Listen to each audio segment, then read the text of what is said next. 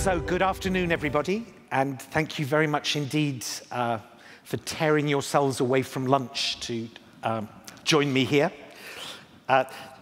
This is always the toughest session in the day for a speaker. You know, you've had an exciting morning, you've had a nice lunch, and then you gather and settle down in the nice, comfortable seats, and obviously the temptation is to slip off into a nice sleep. So we're keeping all the lights on bright so I can keep an eye on you. As said, we've been delivering programs initially in England and now in quite a lot of other programs. And I was very pleased with the session this morning because I think it sets us up very well for what I wanted to move on to this afternoon. And I think the two key questions which kept coming up from the floor were about, first of all, what do we mean by creativity? What definition of creativity is it that we're using? And secondly, what does it actually look like in the classroom? What is it that we're asking teachers to do? And that's very much the focus of the work that we are doing. Now, a key theme in this presentation is obviously about motivation.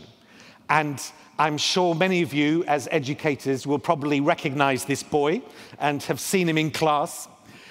In all the countries that we operate in, whether it's in Wales or Scotland or Western Australia or Lithuania or Pakistan, we find that teachers say to us, when we say, "What's the real problem you have?"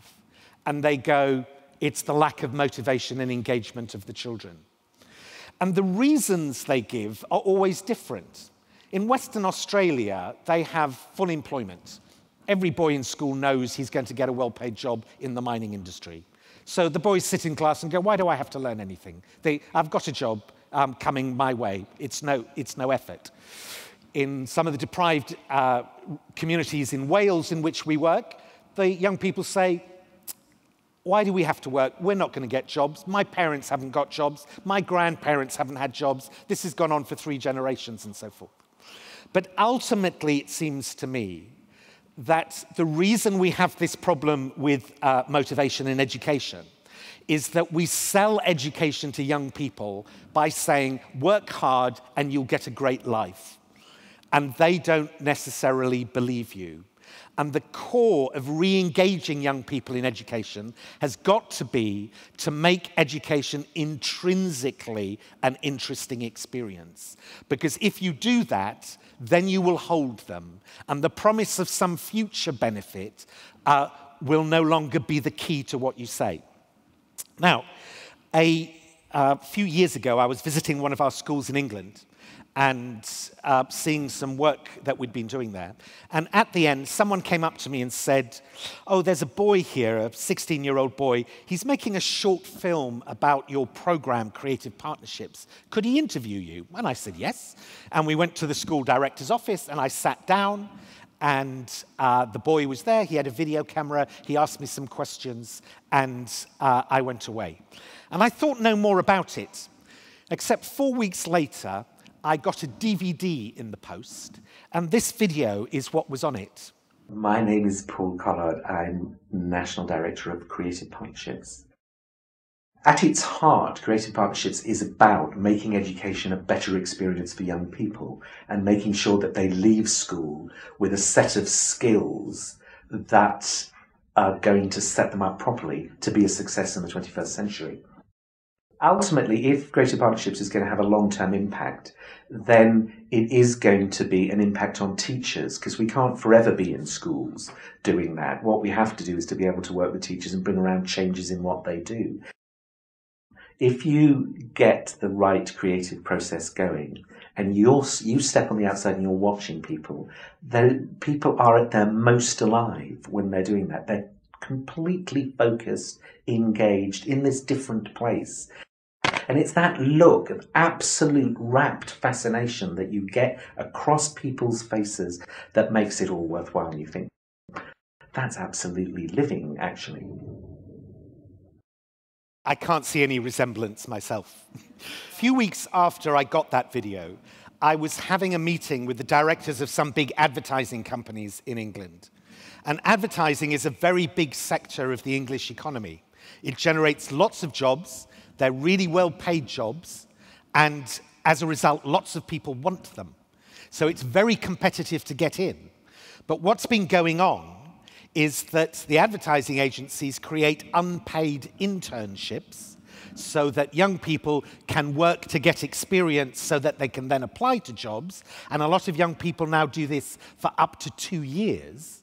But what that means is that only rich young people can afford to do that. So children from poorer backgrounds can't afford to work in London for free for 2 years, and so they don't get the jobs. And we were having a discussion about creating better pathways for young people into this kind of employment. And the directors of the advertising agencies weren't very sympathetic. They were business people. They wanted to run businesses. But I said to them after a while, can I show you a video? And they said yes. And I showed them that video. And they all wanted that boy's telephone number there and then, because they wanted to ring him up and offer him a job. But what was really interesting to me is they didn't know they wanted that until they saw the video. There was never going to be an advert in a newspaper. That boy had created a job for himself, which now people wanted. And that is the nature of the world in which young people are growing up into. Many of the jobs students in school today will do have not yet been invented. And in the old educational paradigm, the idea was that you went to school and you learned what you needed to learn in order to do the job that you got. But if school has no idea what job you're going to have, what do you teach them in school? Because what the world is looking for now is not job seekers, but job creators. And this is a really big change. And for young people, it's very, very scary. Now, it's important also that we define what we mean by creativity at this stage, because creativity is what's going to enable them to become the job creators of the future. We've commissioned a lot of work on this and researched it, and in fact, one of the main people who's helped us here has been Guy Claxton, who's speaking right now in another hall. And we've come up with this definition of creativity, which we call the 5 habits of mind. And they are inquisitive, imaginative, persistent, disciplined, and collaborative. Now, a lot of people associate creativity with imagination. You have lots of great ideas and so forth. And we've heard quite a lot today about collaboration. When I show this slide, people are quite often surprised, though, to see that we have persistence and discipline. But in my view, it is not creative to have lots of ideas and then not to be able to implement those ideas. Creativity is the capacity to implement new, wonderful ideas. And discipline, persistence, and resilience are absolutely central to that process. And these are the set of characteristics that in our work we focus on in developing in young people. Now, McKinsey's have recently done a big survey. They surveyed 62,000 educators, business people, and young people in Europe. Because in Europe, as you know, at the moment, we have a huge crisis of youth unemployment. And they were looking at what's gone wrong. And there were some really interesting statistics that came out. 33% of businesses in Europe feel that their businesses are suffering serious damage because of skills shortages. 27% of businesses can't fill vacancies because of it. But meantime, there are millions of young people who can't have jobs. There's also huge changes in the profile of the employment sector. A lot of women in Europe now come back to school, come back to work much quicker after having children. A lot of people can't afford to retire, so they stay in jobs. So whilst in Europe we actually have more jobs than ever before, the workforce is staying in those jobs, and the young people coming out neither have the skills nor the ability to create the jobs that could make the change. And when you ask employers what skills can't they find, this is what comes out. The primary, secondary, and tertiary refers to sectors of the economy. Primary is agriculture and mining, secondary is manufacturing, and so forth. And you can see some of them say, we have difficulty finding maths, we have difficulty finding proficiency in languages. But the really big ones are in creativity, teamwork, collaboration, work ethic, which is the same as we mean by discipline and persistence, and so forth. So employers are saying exactly the same, which is these are the skills that we can't find in young people, and this is why we find it difficult to give them jobs. And as you can see, there's a very strong overlap between what employers told McKinsey's and what we think creativity is. It's worth just thinking for a minute or two also about what's happening in school. We heard a lot this morning about PISA and about this high-stakes testing and the impact that this has on the regimes which exist in schools. And there's a couple of slides, though, that come from PISA, which make very interesting reading here. In addition to sitting an exam in language, mathematics, and science, young people are also asked how interested they are in the subject.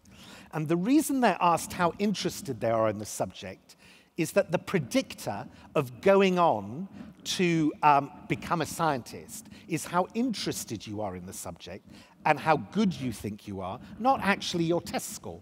Einstein's a great example. He wasn't a great student. He only got a third-class degree at university. When he finished university, he couldn't get a job as an academic.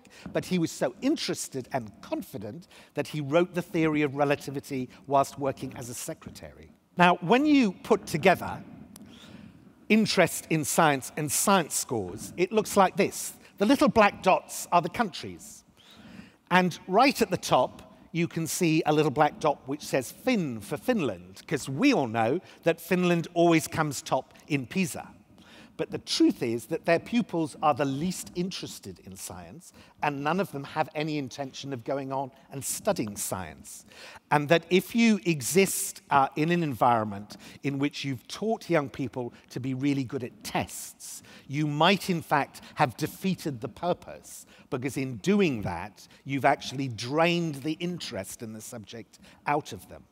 Also, really interestingly, this is looking at the relationship between maths scores in PISA and entrepreneurial capacity.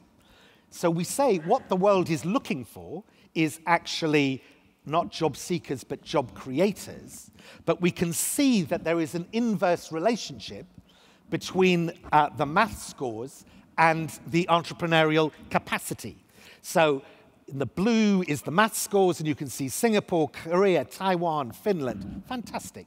But none of the kids think they're any good at business, and none of them are planning to go and start them, and so forth. So again, what is it you've really achieved by getting these high test scores? Now, I come back to the core. We've run thousands of projects in England. We had around 2,500 schools in the program every year. The program doesn't actually run in England now, but we're developing big programs in Wales and in Scotland, and we have programs in Lithuania and Hungary and Czech Republic and even in Pakistan. And so we're working in many hundreds of schools. And we've always been really interested in research. Picking up another theme from this morning, we've always commissioned a lot of research. In the early days, we researched, did the program have a good impact on test results, on attendance, on parental involvement, and so forth? And all these answers were yes, it absolutely does. And as we moved on, we then asked ourselves the question, why? Why does the program have this positive impact? And we sent researchers into classrooms and got them to sit there watching what was happening. And they all came back and said the same thing. In these classes in which young people are really engaged, motivated, and achieving well, the management of the classroom has a set of characteristics in common, and they look like this. On the left-hand side, you have what we call the low-functioning classroom, which is more like a traditional education environment. And on the right is the high-functioning classroom, which is the kind of learning environment which we help teachers deliver. Now, the first thing to say is it's wrong to imagine that low is always bad and high is always good. There are some pupils who learn really well in a low-functioning classroom. They like sitting there quietly, listening to their teacher for hours, writing down notes, learning it off by heart, and then going and regurgitating it all in exams. And they then do very well in the education system, and they go to university, and they come back as teachers, and they go, so what's the problem? But what you need is a mixture of these things. And interestingly enough, in the speeches this morning, most of these points came up. You need to set challenges, not just to lead young people to the answers. It needs to feel authentic. It needs to be connected with their real life. If they can't see the connection between what you're teaching them and how their lives are going to lead, they give up. I think one of the saddest statistics at the moment are in those countries who are rolling out education for the first time to communities who haven't had it and do really well for the first 2 or 3 years, and then the children suddenly stop coming. There was an instance in Cambodia that I was reading about the other day. Because the question is, how's this relevant to my life in my community? Where is this actually connected? Time needs to be used much more flexibly.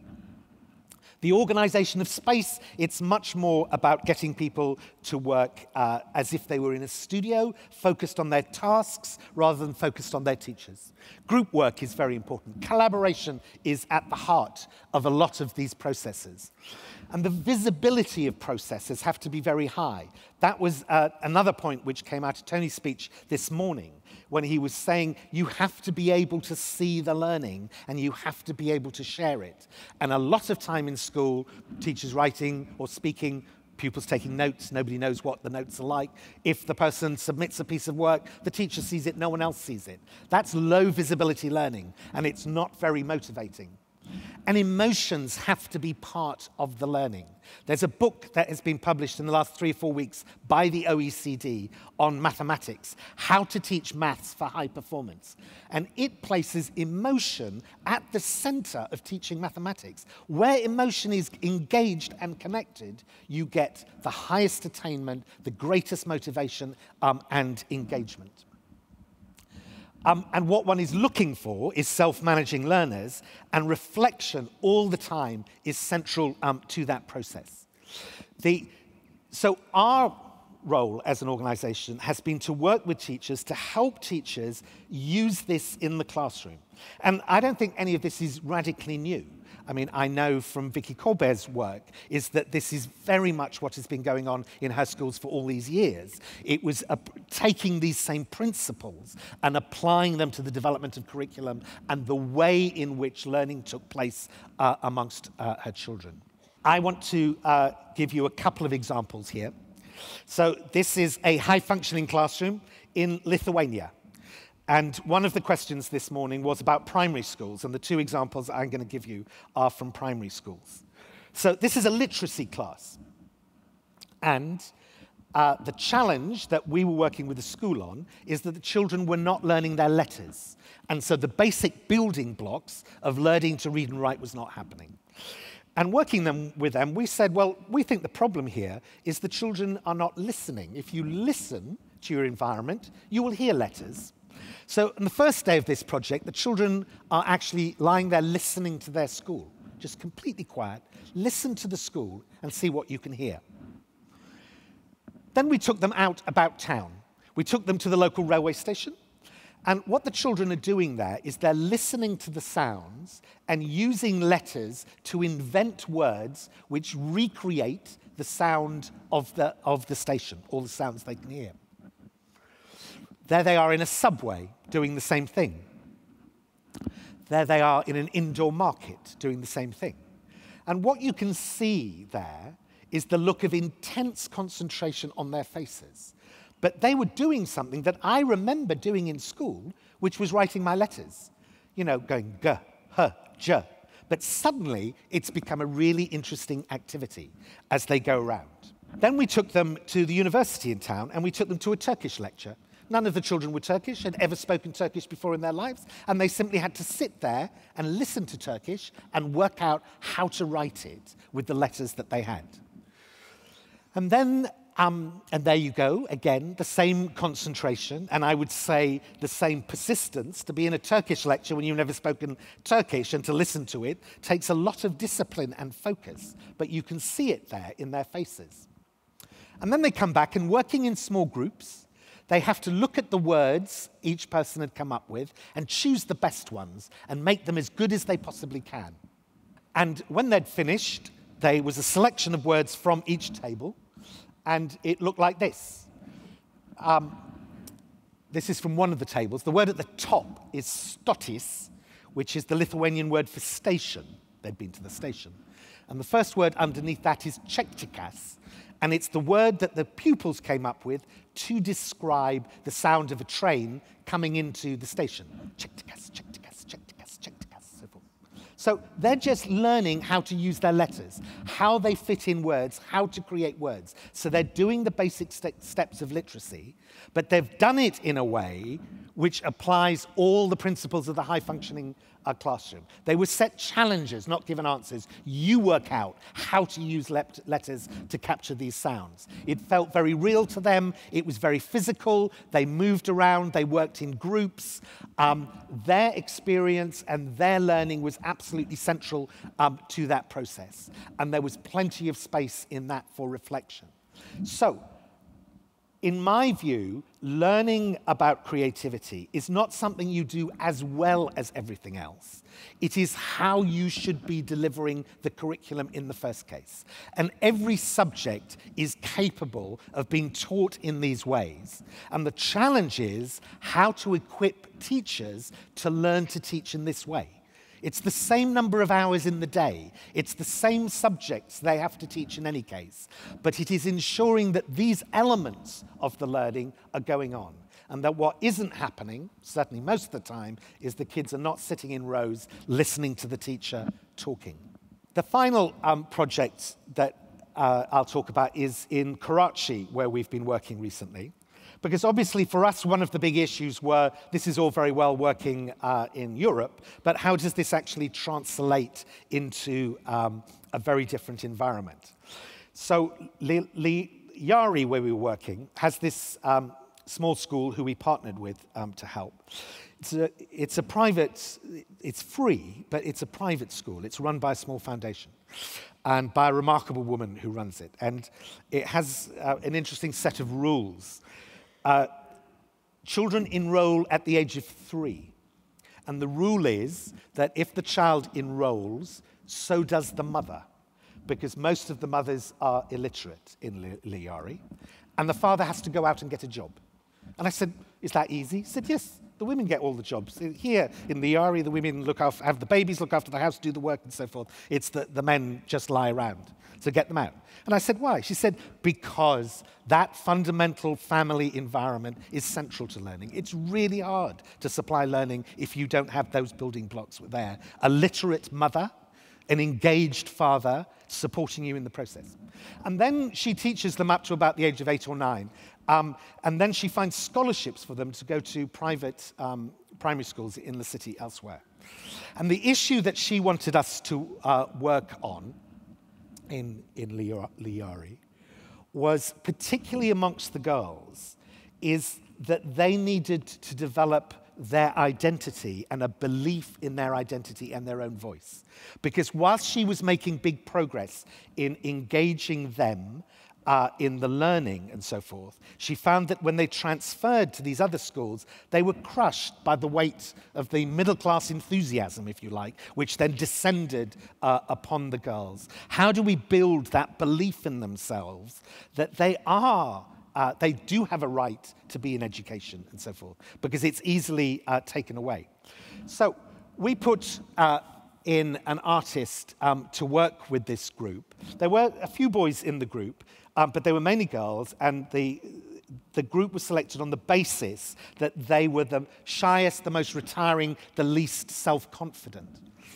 And the artist that we put in there to work with them has a particular practice. She has a mechanized rickshaw on the back of which is a beamer, a projector. And she works in communities in Karachi, helping the communities make films about themselves. And then she drives down their street and sets up a cinema in the street and projects the films that they've made. And we asked her to go and work with the children on making a film about their neighborhood. And the project was actually also linked, as always, with what we do with the curriculum. And one of the things that's important here is a lot of the best schools in Pakistan are English medium schools, and these kids don't have English, and therefore this was linked in to developing their English. So they set about planning the film that they were going to make, and they were equipped with just little mobile phones. Each child had to go off, explore their neighborhood, come back, and this was edited together as a film. And when the film was finished, they organized a public screening of it. And again, it was just in the street. And the rickshaw, you can see with the projector, is there at the back now. And the kids sent out invitations to all the people in the neighborhood to come and see the film that they made. And people came out and they swept the street and they put blankets out there. And I really like this image because how can you have a cinema showing without popcorn? So even the popcorn wallah came on this particular occasion. And a lot of young people arrived. The children, and this is them, then had to introduce their film, explain what it was about, and what were the insights into the neighborhood that they felt through doing this. And then the film was screened. Around 350 people turned up for this screening. Now, to me, what was absolutely important about this is a group of young girls standing up and sharing their learning and celebrating their learning with the entire community. That was the point of what was going on here. And the community came and saw it. And the impact that has on, actually, I want this for my girl as well. I want my girl to be standing there. And the confidence it gave the children in their own capacity and their own self-belief was absolutely central. And it was done by connecting it with their creativity. I've got a short clip from the film, which I thought we could share. It is my nanu's car. I like my nanu's car. Its color is blue. I don't know what is this. It's door, I think so. It's my shadow. It is stones. Ugh, I don't like it.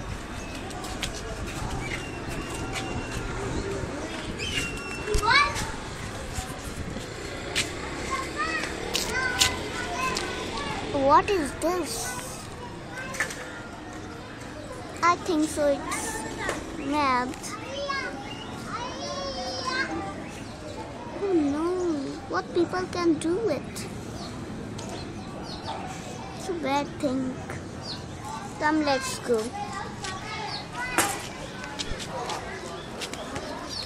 She is my cousin. I love her. Actually, that process of giving them a mobile phone and allowing them to wander around their neighborhood actually stimulates their curiosity. They look at their neighborhood in a completely different way. And you see all the characteristics that I was talking about in terms of the high-functioning classroom. They were set tasks, they were not given answers. It felt incredibly real to them. Time was used flexibly. There was a lot of group work involved. Emotion was absolutely central to this. You weren't just talking about the facts of your neighborhood. You were talking about the emotions of your neighborhood and so forth.